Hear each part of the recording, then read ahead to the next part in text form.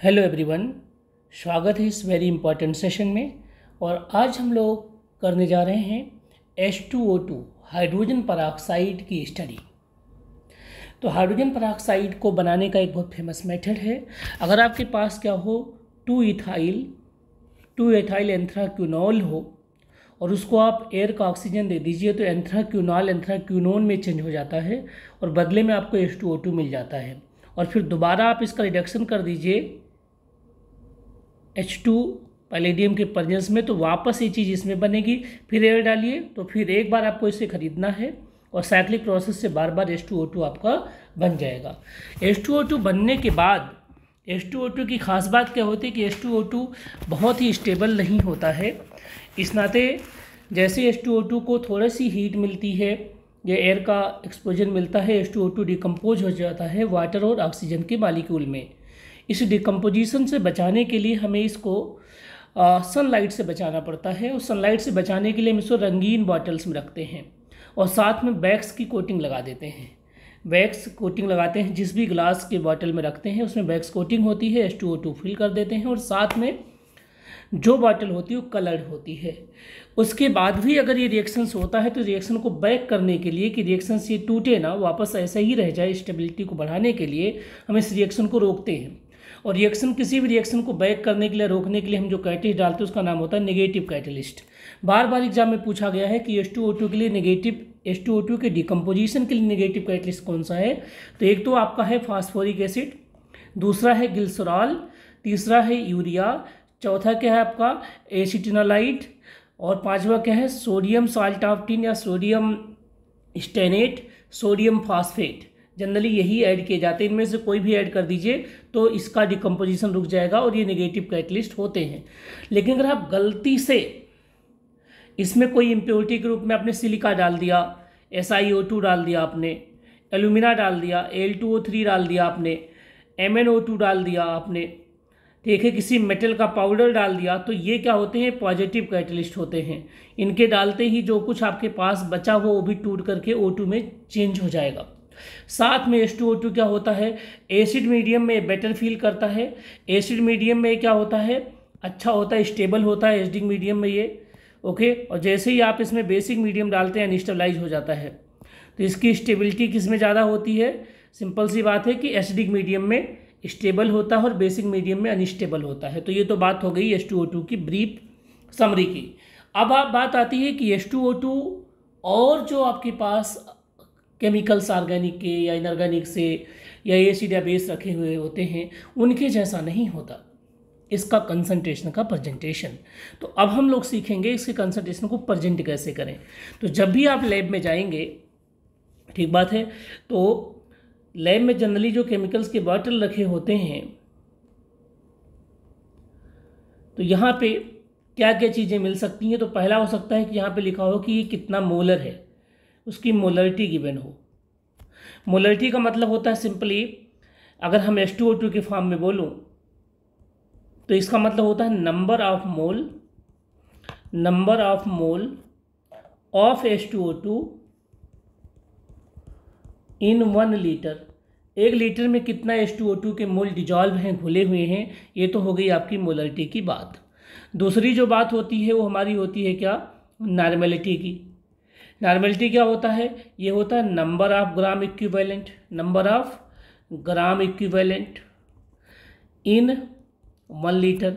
अब आप मोल की बात करेंगे तो H2O2 का जो मास होता है, मॉलिक्यूलर वेट होता है, वो होता है आपका 34। इसका जो एन फैक्टर होता है वो होता है 2, तो इसका जो इक्विवेलेंट वेट होगा वो कितना हो जाएगा 34/2, मतलब कि 17। तो इसका जो 17 ग्राम होगा यही इसका इक्विवेलेंट वेट होगा। अगर 17 ग्राम 1 लीटर पानी में घुल जाए तो 1 नॉर्मल बन जाएगा, और 34 ग्राम 1 लीटर पानी में घुल जाए तो 1 मोल बन जाए, मतलब 1 मोलरिटी का बन जाएगा ये। लेकिन H2O2 इस फॉर्म में प्रेजेंट नहीं किया जाता है। H2O2 प्रेजेंट किस में किया जाता है, जनरली 2 तरीके के फॉर्म में। तो पहला फॉर्म में बता देता हूँ, परसेंट बाई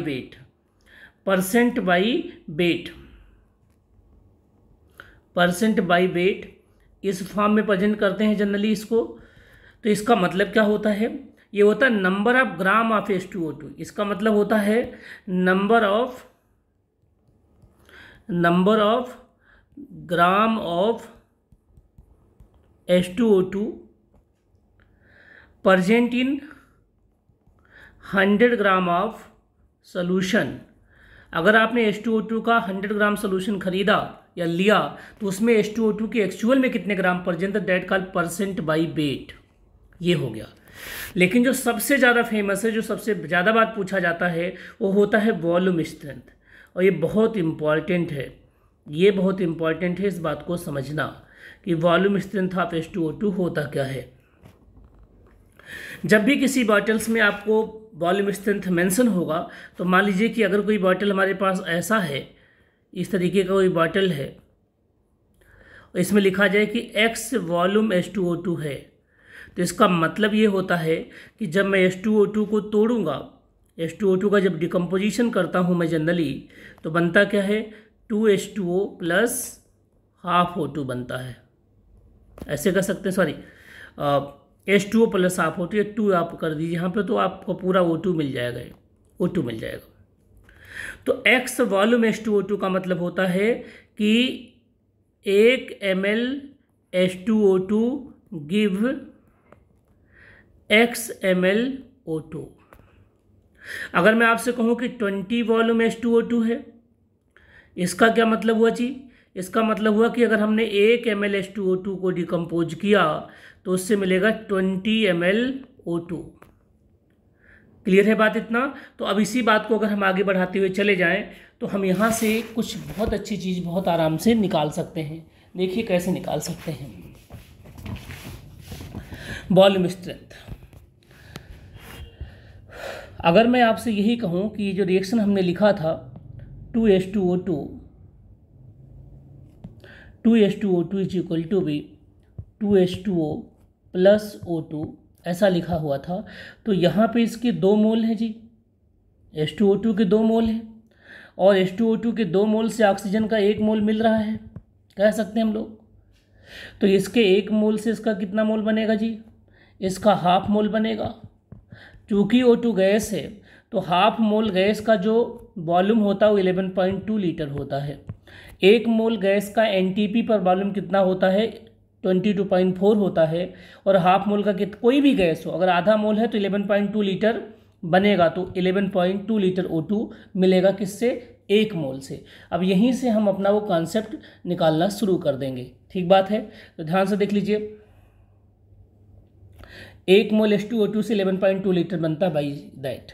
अब हमने जो अभी तक पढ़ा है उसको हम रिपीट अगर करें तो हम ऐसे कर सकते हैं कि अगर 11.2 वॉल्यूम H2O2 है, 11.2 वॉल्यूम H2O2 है, इसका मतलब ये हुआ कि अगर 1 लीटर H2O2 लूँ तो ये देगा 11.2 लीटर O2।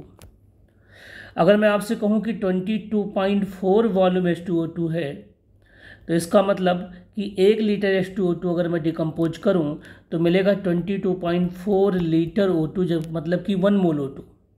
इसका मतलब क्या हो गया जी, 1 मोल O2। सिंपल सी बात, क्लियर है। और 1 मोल O2 के लिए कितना चाहिए जी, आधा मोल के लिए तो 1 मोल चाहिए, तो 1 मोल के लिए कितना चाहिए, इसका 2 मोल चाहिए, किसका, H2O2 का। इसका मतलब कि 22.4 वॉल्यूम का मतलब हो गया 2 मोल H2O2, सिंपल सी बात, ठीक बात है। तो यहाँ से हम कुछ बहुत इंपॉर्टेंट चीज़ें निकाल सकते हैं। अब हमें निकालना है कि मोलरिटी के साथ वॉल्यूम स्ट्रेंथ का रिलेशन कैसे निकलेगा, तो अब उसको भी देख लेते हैं बहुत आसानी से। देखिए, अगर हमने मान लिया है कि हमारे बर्तन में जो H2O2 है वो X वॉल्यूम है, कितना है जी, X वॉल्यूम है। अगर वो X वॉल्यूम है, इसकी मीनिंग क्या हुई, इसका मीन वही हुआ सिंपल सा कि अगर 1 लीटर आपने H2O2 को तोड़ा तो इससे कितना मिलेगा जी, X लीटर O2 मिलेगा। ऐसे अगर आपके पास Y वॉल्यूम हो गया, इसका मतलब क्या हुआ कि अगर आपने 1 लीटर H2O2 को डिकम्पोज किया तो Y लीटर O2 मिलेगा। क्लियर है, ऐसे सिंपल सी बात है। तो अगर मैं आपसे कहूँ, ये सिंपल सी बात हो गई कि अगर हमने 2 H2O2 लिया और इससे हमारे पास 2 H2O मिल गए हैं और प्लस O2 मिल गया है, तो अगर मैं इसके 2 मोल लिया था तो कितना मिला, 1 मोल O2 मिल गया। अगर मैंने फिर से इसके ऐसे कह सकता हूँ कि 2 मोल है ना, तो अब मोल को कैसे हम चेंज करें वो बहुत इंपॉर्टेंट बात है। तो पहले O2 को देख लीजिए, ये कह रहा है कि x लीटर O2, तो x लीटर O2 को अगर मोल में चेंज करना हो तो कैसे करोगे? तो सिंपल सी बात है कि जितना लीटर वॉल्यूम होता है उसे 22.4 से डिवाइड कर दीजिए आप, तो ये क्या हो जाएगा, मोल ऑफ O2 हो जाएगा, इतना मोल O2 हो जाएगा, क्योंकि x लीटर मिलता है और जितना इसका मोल आता है इसका डबल होता है। अगर इसका x/22.4 मोल आया तो इसका हो जाएगा 2 टाइम्स ऑफ x/22.4। ये हो गया हमारा क्या, H2O2 का मोल, H2O2 का मोल। अब मोलरिटी का फार्मूला हम लोगों ने पढ़ा ही है, मोलरिटी इज इक्वल टू क्या है, सिंपली मोल पर लीटर। तो मोल कितना आया जी वो देख लेते हैं हम लोग। तो मोल हमारा जो आया है वो आया है 2x/22.4 अपान पर लीटर, मतलब कि 1 लीटर। इसे सॉल्व करेंगे तो आ जाएगा x/11.2, और x क्या है, वॉल्यूम स्ट्रेंथ है, आपने माना है। तो यहाँ से x इज इक्वल टू हो गया क्या, मोलरिटी इंटू 11.2। तो अगर आपको किसी क्वेश्चन में H2O2 की मोलरिटी दी गई हो तो उसका हम वॉल्यूम स्ट्रेंथ आराम से निकाल सकते हैं। जैसे क्वेश्चन मैं आप लोगों के सामने कर रहा हूँ, ये क्वेश्चन नीट में आया हुआ है। क्वेश्चन ये है कि 2.5 मोलर H2O2 को कन्वर्ट करिए, है ना, इसका वॉल्यूम परसेंट बताइए, वॉल्यूम स्ट्रेंथ बताइए। तो वॉल्यूम स्ट्रेंथ इसका क्या हो जाएगा, सिंपली जितनी मोलरिटी दी गई है उसे क्या करूँगा, 11.2 से मल्टीप्लाई कर दूँगा, 11.2 से, तो आंसर हमारा आराम से आ जाएगा। अब हमें क्या करना है, दूसरा नॉर्मेलिटी और मोलरिटी का रिलेशन हम सभी लोग जानते हैं। नॉर्मेलिटी और मोलरिटी का रिलेशन बहुत आसानी से पता है, हम सभी लोग जानते हैं। तो अब नॉर्मेलिटी कैसे निकालेंगे जी, तो नॉर्मेलिटी इज इक्वल टू होता क्या है, मोलरिटी इंटू एन फैक्टर, और यहाँ पे एन फैक्टर है कितना, 2 है, क्योंकि 2 का चेंज आता है इसकी स्टेट में। तो अगर आपने नॉर्मेलिटी को सॉल्व करें तो मोलरिटी अभी कितना आया था, x/11.2 आया था, तो इंटू 2 करोगे तो x/5.6 आ जाएगा। तो यहाँ से x अगर हमें निकालना हो तो नॉर्मेलिटी में मल्टीप्लाई करेंगे 5.6 से। सिमिलरली जो ग्राम पर लीटर का वेट निकालते हैं हम लोग,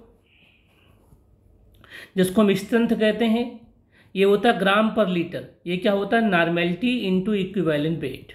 तो नॉर्मेलिटी कितना आया, x/5.6 इंटू इक्विवेलेंट वेट कितना हुआ, 17। इसे हम सॉल्व कर लें थोड़ा सा तो हो जाता है 17/5.6 इंटू हो जाता है वॉल्यूम स्ट्रेंथ।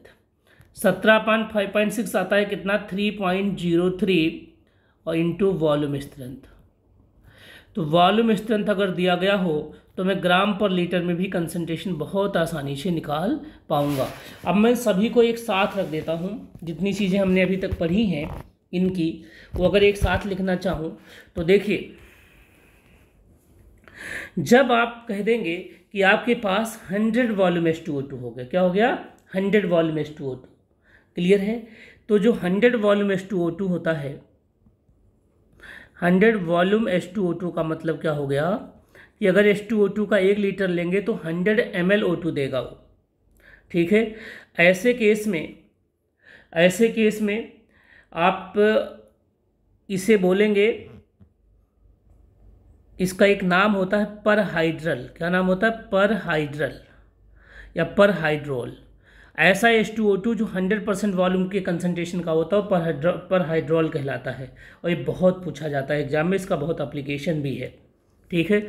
आप चाहें 100% ये कह दीजिए या सिंपली आप इसको 30% कह दीजिए। क्या कह दीजिए, 30%। तो आप H2O2 की ये सारी चीज़ें हैं। अब H2O2 के कुछ क्वेश्चन भी देख लेते हैं हम लोग कि एग्जाम में H2O2 से बेस्ड क्वेश्चंस कैसे आ सकते हैं। तो बहुत सारे क्वेश्चन H2O2 से बेस्ड आते हैं, है ना। और कोई भी एग्ज़ाम देख लीजिए, चाहे आप UPPGT देख लीजिए, चाहे आप नीट देख लीजिए, चाहे आप IIT JEE देख लीजिए। तो मैं एक क्वेश्चन आप लोगों के सामने रखता हूँ, बस इस क्वेश्चन के बाद ये मैं क्लास एंड कर दूँगा। एक क्वेश्चन है आपका कि 20 ml of a solution, 20 ml of a solution containing 0.2 gram of impure sample of H2O2 react with 0.316 gram of KMnO4 in acidic medium. The purity of H2O2 बताना है, द प्योरिटी ऑफ H2O2 बताना है आपको, कितना pure है H2O2। तो हम इस क्वेश्चन को देखते हैं कि H2O2 की प्योरिटी हम निकालेंगे कैसे। तो सिंपल सी बात है कि एक केमिस्ट्री का जो सबसे इम्पॉर्टेंट रूल है कि H2O2 अगर KMnO4 से रिएक्शन करता है या कोई किसी से भी रिएक्शन करता है तो केमिस्ट्री कहती है कि इनके मिली इक्विवेलेंट बराबर होंगे। तो इसका मतलब कि milliequivalent of H2O2 is equal to be milliequivalent of KMnO4। ये दोनों आपस में बराबर हो जाएंगे।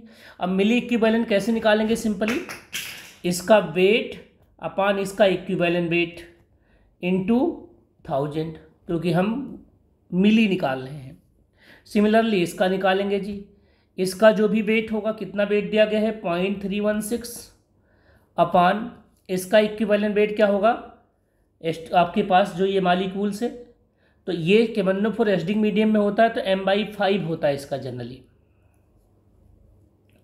तो एक 31.6 आ जाएगा इनटू यहाँ पर भी 1000 हो जाएगा, इस 1000 से 1000 कैंसिल हो जाएगा, तो वेट ऑफ H2O2 निकलेगा। वेट ऑफ H2O2 कितना हो जाएगा 0.17 ग्राम। हमने लिया कितना था, हमने जो लिया था 0.2 ग्राम ऑफ H2O2, 0.2 ग्राम में कितना है 0.17 ग्राम, तो कितना परसेंट प्योर हुआ। तो अगर हमें देखना है तो परसेंटेज प्योरिटी देखना है तो 0.17 अपान 0.20, तो सॉल्व करेंगे इंटू 100 कर देंगे तो आ जाएगा अप्रोक्सीमेटली 85%। ये आपका आंसर होगा। उम्मीद है कि ये सेशन आपके लिए यूजफुल होगा। अगर ये आपको वीडियो अच्छा लगा हो तो प्लीज़ चैनल को लाइक करिए, सब्सक्राइब करिए, अपने दोस्तों तक शेयर करिए। Thank you so